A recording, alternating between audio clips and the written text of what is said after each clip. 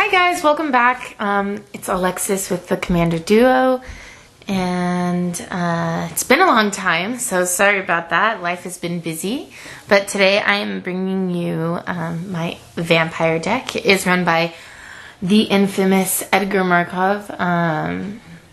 He's a great commander, super good for just Vampire Tribal. There's other good Vampire Tribal commanders, but personally I think he's the best still. He came out in the third Commander anthology with all the other Eminence commanders, meaning he has an ability that will trigger in command zone. That's what Eminence is. So yeah, let's just get started.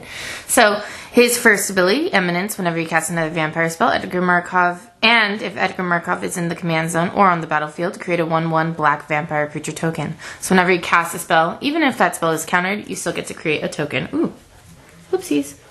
He also has first strike and haste, so once you bring him out, he will come right out swinging. And then whenever he attacks, you put a 1/1 counter on each vampire you control. So on declaration of attacking, you add those counters, which is very nice. Okay, starting off with the red creatures. There's 4 of those. We have Falcon Wreath Pit Fighter. Good card advantage, lets you draw cards, only if an opponent lost life this turn though. So Cemetery Gatekeeper, when he enters you choose a card type that's in a grave, and then whenever a player casts that kind of card type, this card deals 2 damage to that player. Rakesh Heir, whenever a vampire you control deals combat damage to a player, put a 1/1 counter on it. Very nice for making more counters. And then Midnight Arsonist. When Midnight Arsonist enters the battlefield, destroy up to X target artifacts without mana abilities, where X is the number of vampires you control. That's not too bad. I don't really get that op too much, but it's still good, and it's not the craziest expensive card, so I like to run him. Next, we have all the black vampires.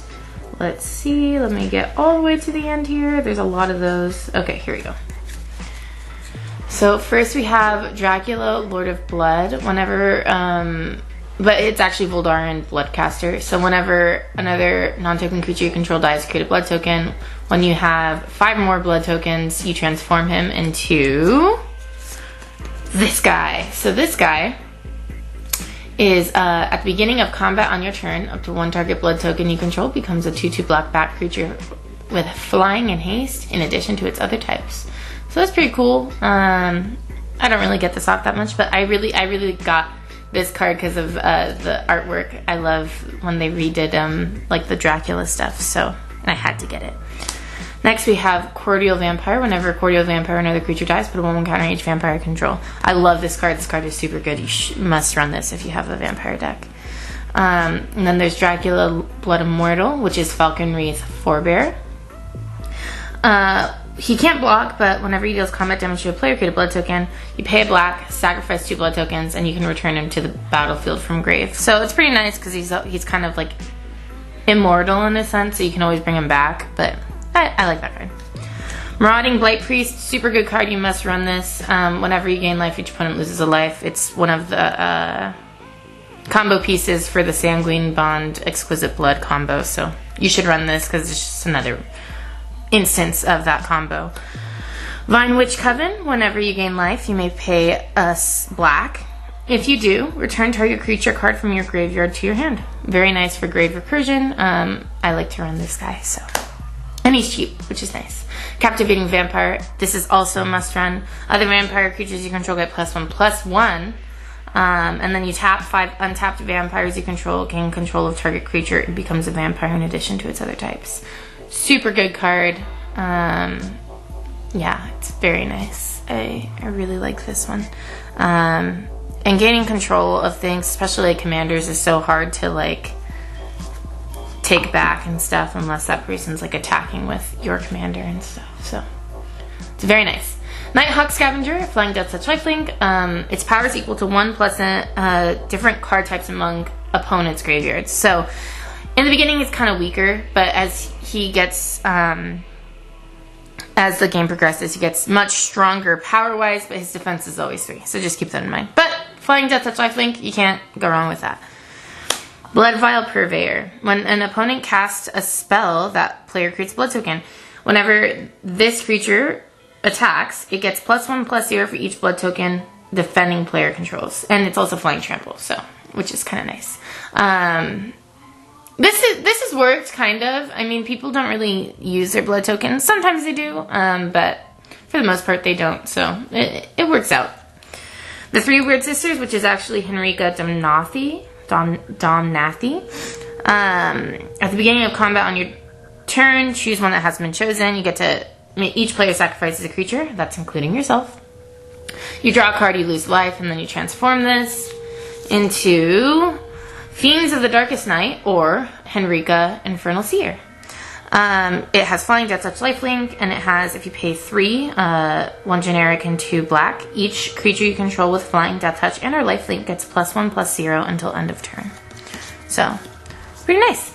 And then we have Vampire Nocturnus. Play with the top card of your library revealed. As long as it's a black card, Vampire Nocturnus and other vampire creatures you control get +2/+1 and have flying. Just keep in mind that lands do not have any kind of color identity, so it has to be like a spell that has black in its typing. So keep that in mind. Animal of the Ruined Sage. At the beginning of your upkeep, each player sacrifices a non-vampire creature. Super good card. A must run. People hate this card. Keep that in mind when you run it. Champion of the Dusk. When Champion of the Dusk enters the battlefield, you draw X cards and you lose X life, where X is the number of vampires you control. Very nice. Very good. Malakir Blood Witch. Flying protection from white, which I really appreciate. When Malakir enters the battlefield, each opponent loses life equal to the number of vampires you control, and you gain that much life lost this way. So, very good for life gain. I've always gotten so much life off this, because I usually end up casting this relatively early, like maybe like turn 6, and I already have so many vampires out, because most of my vampires are pretty low cost. And so I end up gaining a lot of life, and it's very nice and gives me a nice cushion. Crossway Troublemakers. Attacking vampires you control have death touch and lifelink. Whenever a vampire you control dies, you may pay 2 life. If you do, draw a card. Good card advantage and makes your vampires a little more scary. Methodos Vampire. Flying, each creature you control is a vampire in addition to its other creature types, and has, whenever this creature deals damage to a creature, put a 1/1 counter on it. So, most of the other vampires say whenever you deal damage to a player, then you put a 1/1 counter, but this one's to a creature. So then you get 2 counters, especially if you have trample, which is nice. Necropolis Regent. Flying, whenever a creature you control deals combat damage to a player, put this many 1/1 counters on it. Very nice. Put that many 1/1 counters on it. Sorry. And then, last but not least, for the black ones, we have Butcher of Malakir. Whenever Butcher of Malakir or another creature you control dies, each opponent sacrifices a creature.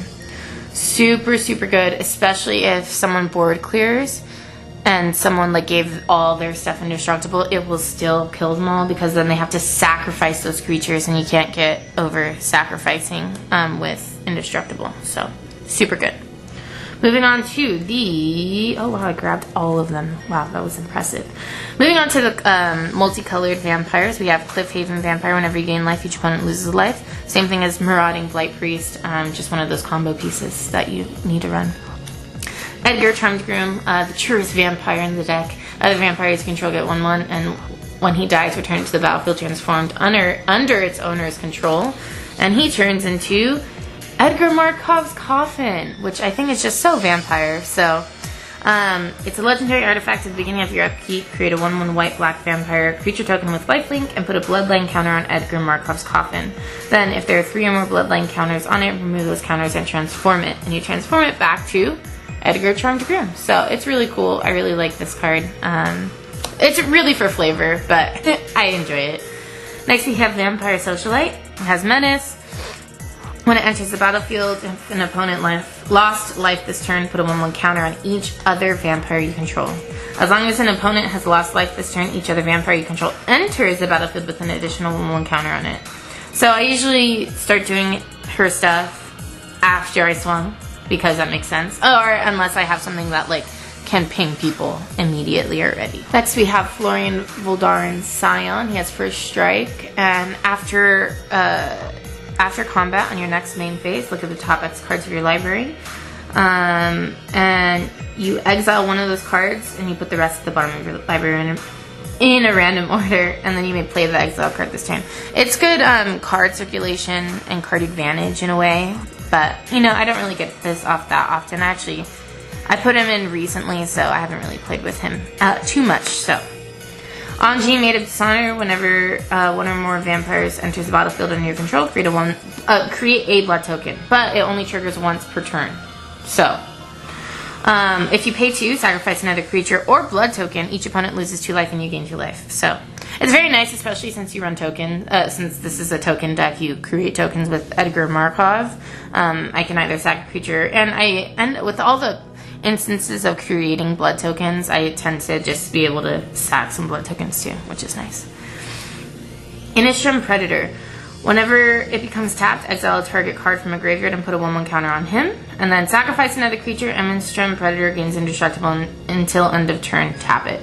So, just so you know, you can tap him when you swing, and then you can sack a creature. So even if he's already tapped, you could still trigger the second ability. It's just like if someone did a board clear and you wanted to save him, that's when you would do it, and then it'd be tapped. But I mean, like, you could still activate it even if he already is tapped, which is nice. Olivia Voldaren, super good card.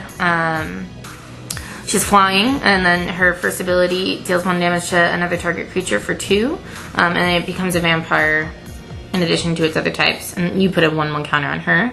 And then 5, you can control a target vampire for as long as you control Olivia Voldaren, which is very nice. And then we have Streffen Mar Progenitor. So this was one of the other commanders from a more recent set when, like, Crimson Vow and Midnight Hunt came out. They came out with this commander deck. So it's a very good card, but I had to put him in here because he is very good. At the beginning of your end step, create a blood token for each player who lost life this turn. Whenever he attacks, you may sacrifice 2 blood tokens. If you do, you may put a vampire card from your hand onto the battlefield tapped and attacking. It gains indestructible until end of turn, which is super good. Last but not least, we have Zagreus, Thief of Heartbeats. This spell costs 1 less for each creature in your party. Honestly, I never pay attention to that part. But he has Flying, Death Touch, and Haste. Other creatures you control have Death Touch. And whenever a creature deals combat damage to a planeswalker, you destroy it. So basically, your creatures have Death Touch to planeswalkers and to creatures, which is very nice. That's it for the creatures. Let's move on to our planeswalkers. So, I run all Sorin planeswalkers because Sorin is either the son or grandson of Edgar Markov, and I just had to do it for flavor. So there is 7 planeswalkers in this deck. They all are very good, and they all like kind of help the deck in weird ways. Some more than others, of course, but they're all really good. This one basically boosts your vampires, and then you can deal damage to targets. And you can also just put vampires in for free with his ult, which is a -3, which you can do immediately once he's brought out. And then we have Sorin the Mirthless. You get to look at the top card of your library. You also get to create more tokens, and then he deals 13 damage to any target and you gain 13 life. I really don't do that one. It's really for the top 2. But moving on, we have Sorin, Lord of Innistrad. This one is probably my favorite because its second ability, you get an emblem with creatures you control, get 1/1/0. So let's see if you could see that. Will it focus? Yeah. And those stack. So you can create multiple emblems, and no one can get rid of emblems. So it's very nice, especially early game. He also creates tokens, and then he can destroy creatures and return them, destroy target creatures or planeswalkers and return each of those cards destroyed onto the battlefield under your control. So you get basically take control of people's stuff that you destroyed. Next we have Sorin Solemn Visitor. It boosts creatures, you create tokens, and then you also get another emblem at the beginning of each opponent's upkeep that player sacks a creature, which is pretty nice. Then we have Vampire Lord, boosting creatures again, dealing damage to targets, and then you can gain control of vampires with its -8, which is very nice. I have never gotten that off because this one is very aggro. Because this one is very hate it off the board immediately because people do not want that last ability to get off. My favorite Sorin planeswalker, which is just Edgar Markov. I run this in Kali as well. I love its -3. Just target opponent's life becomes 10. People hate it. And then you also get to take control of a player's turn, or he deals damage to a person. And then lastly, Sorin Grim Nemesis. You reveal the top card of your library and you put it in your hand, and each opponent loses life equal to its converted mana cost. So it's kind of like a lottery on how much damage you're dealing to someone. And then he also deals damage to X target creature planeswalker, and you gain X life for the -X. And then the -9 is put a number of 1/1 black knight creature tokens with lifelink onto the battlefield equal to the highest life total among all players. Usually I have the highest life total. I've gotten this once, and I got 50 vampires out, and it was awesome. So now we're going to the artifacts. Okay. So we're just going to go through these relatively quickly. We have Soul Ring, Arcane Signet, Chromatic Lantern, very good for any tri or more colored deck, so definitely always run those. Lightning Grace for protection. We have the Mask of Gristlebrand, really good card. The creature has flying lifelink. Whenever it dies, you may pay X life for X's power, and you draw X cards, which is nice. It's equipped 3 and it's 3 to cast, so it's a little pricey, but it's not that big of a deal. Then we have Coat of Arms. Coat of Arms is a great card if you're the only tribal deck out, but if there are more tribal decks out, I would recommend not doing this unless you want the game to get crazy, because it is a board state effect. It affects everybody, not just your battlefield. So just keep that in mind, but it's a very good card. Definitely run it if you have one. Next, we have enchantments. So we have Shared Animosity, super good in tribal as well. I guess it's just good with any... it's good in tribal because it's if they share a creature type. This makes my vampires very big in power, and no one wants to block them because they're just scared. I usually get this out relatively early too, which is very nice because it's only 3 to cast. Next, we have Anointed Procession to double all counters. Tokens. So with Edgar Markov, I get to do 2 vampire tokens instead of just 1, which is very nice. Then we have Cathar's Crusade, which is also very good with Edgar Markov's Eminence ability, because whenever a creature enters, I get a 1/1 counter on it. And the nice thing is you cast the card, but the Eminence triggers before the card resolves, so you get the tokens first. So the tokens get big, and usually your creatures are always a little bit bigger than tokens anyways, because the tokens are just 1/1s, and so you're just always making your tokens bigger, which is very nice. Next, we have Phyrexian Arena, great card advantage, super good, especially because you gain so much life in this deck anyways. Oubliette, good spot removal, especially for Voltron decks. Meathook Massacre, a very, very good card. Basically a board clear in a way. And then also if there was another board clear, this stays on and it'll trigger again. So it's good for gaining life and making others lose life. Next, we have Sanguine Bond, which is that, and Exquisite Blood, which is that combo piece that I was talking about. So if you have these both out and you trigger an instance of damage or loss of life, these will just keep proccing until everyone's dead, which is nice. Or unless someone stops it, but it's usually once everyone's dead. Okay, now we have instances. We don't have that many. We have Mana Tithe, just like a 1 counter, just in case. Path to Exile, which is a good spot removal. Village Rites, card advantage for 1, which is nice to fix your hand. Soul Shatter. This is nice to, especially early game, if someone got something big out really quickly. It's very nice to just cast this and make them sack it. And then lastly, Mortify, destroy triggered creature enchantment. Not too shabby.